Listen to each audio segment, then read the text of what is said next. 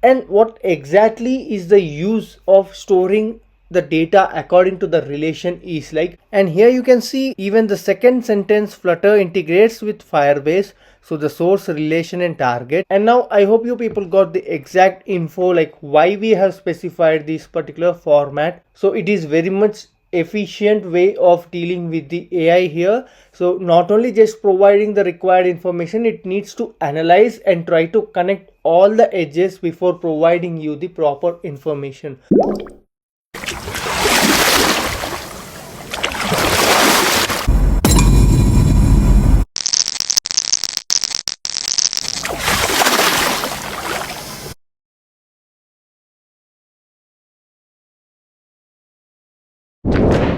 In this vlog, we'll try to build a knowledge graph using local AI. Yes, we'll be using Llama and try building this particular knowledge graph. And this is the very first step for creating our GraphRAG. So if you have not gone through what is GraphRAG, here's the link for the video. We have discussed in detail what is a GraphRAG and what is a RAG and what is the difference between them and why we need to create a GraphRAG over RAG.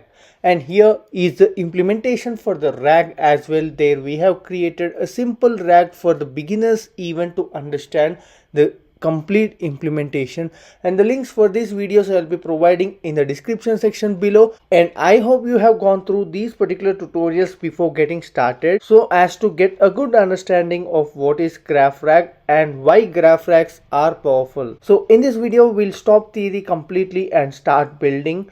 I'll show you how to convert plain text into real knowledge graph using local LLMs, that is our Llama here. So we are not going to consider OpenAI or any other cloud APIs here. So purely we are going to rely on the local AI only.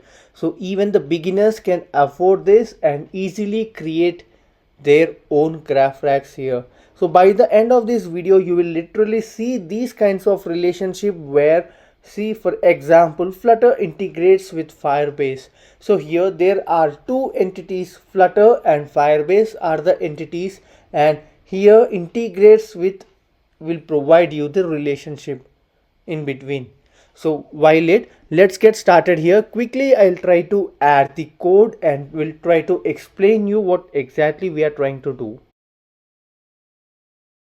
So here we will be adding the Llama URL here, and if you are watching this video for the first time, here's the playlist for the Llama here, where I have clearly explained you what is a Llama and how you can get started with and how we got this particular URL. Everything I have covered in this particular playlist, and I suggest you to go through it if you are having any queries. And here also the important aspect, model. We have created our own wrapper model, I can say. So we have created this in one of the video, and I'll be providing the link as well for the video in the description section below. So till now it's very clear, right? We have considered the imports and these two things like a Llama URL and the model. In this particular video, I have clearly shown you how to store the data into the local database and try to retrieve it as well. So if you are interested, you can just integrate the local database as well. But to make it easy for the beginners as well, I am just trying to consider the documents in the form of an array here. So now that we have added these three sentences here in real time, you can add the PDF file itself like a document here. And the next thing is we are going to create a graph prompt here, like how we want a prompt. We are going to design this prompt and provide it to the AI so that it will provide in the same way to us. If you are confused, just wait for a second. I'll try to explain you with the implementation.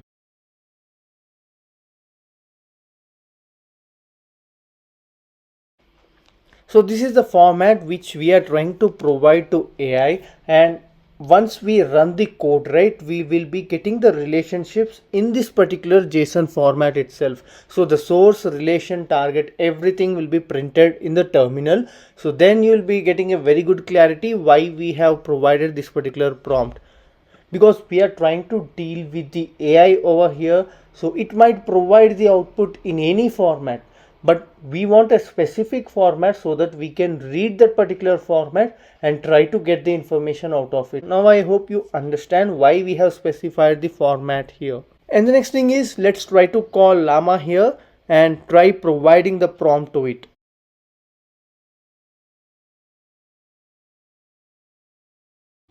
So here's the function where we tried providing the prompt here and try requesting the Llama, and here you can find the Llama URL. Initially we have specified even the model name and also the prompt we are attaching here, and stream we don't require, so made it false here, and try returning the response. So this again very clear function which will take the prompt and try providing the response here. And the next step is we need to try extract the relationships. So it's not just simply like providing a prompt and getting the output, right? We need to fetch the relationship in between the sentence. In this case we have 3 sentences.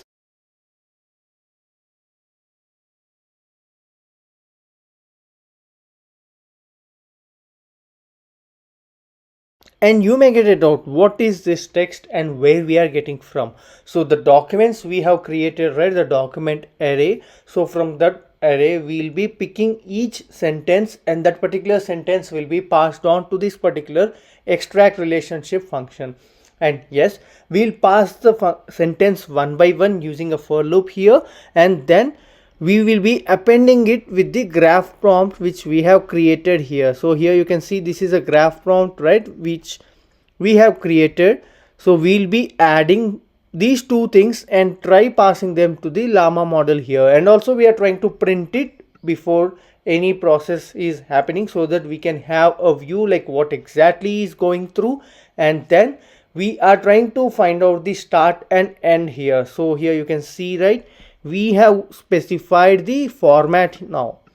So now we are trying to read through the response and try to extract the data out of the response here.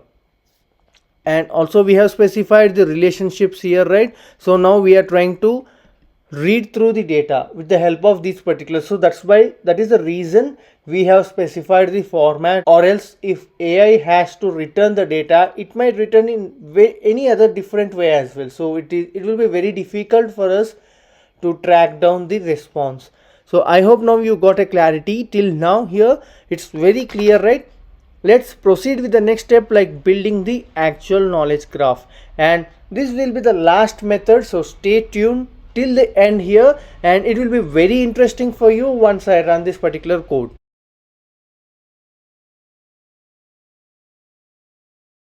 So in the previous video I have clearly explained you what are the edges and what is the relationship and everything regarding the graphs. So I hope you have gone through that particular video, and here we are trying to set the source and target here, like edges, and also the relationship between them. And before running the code, right, we need to print the output. So for that,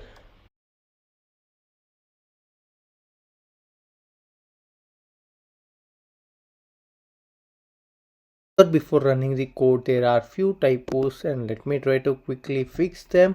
And also I'll be providing the complete code in the description section below. I'll be providing the code link, so from there you can find the exact code here. And yes, almost we fixed all the minute typos here. And let me try to run this particular code once and make sure we have already activated the virtual environment here.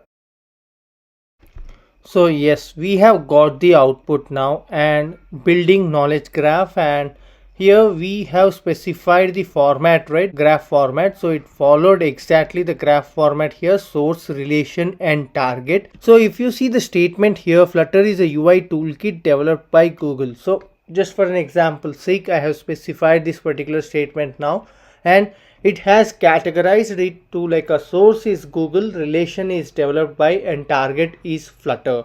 So it's again simple example I'm trying to portray here, but this is how the sentences or the data is being categorized based on the relation it has.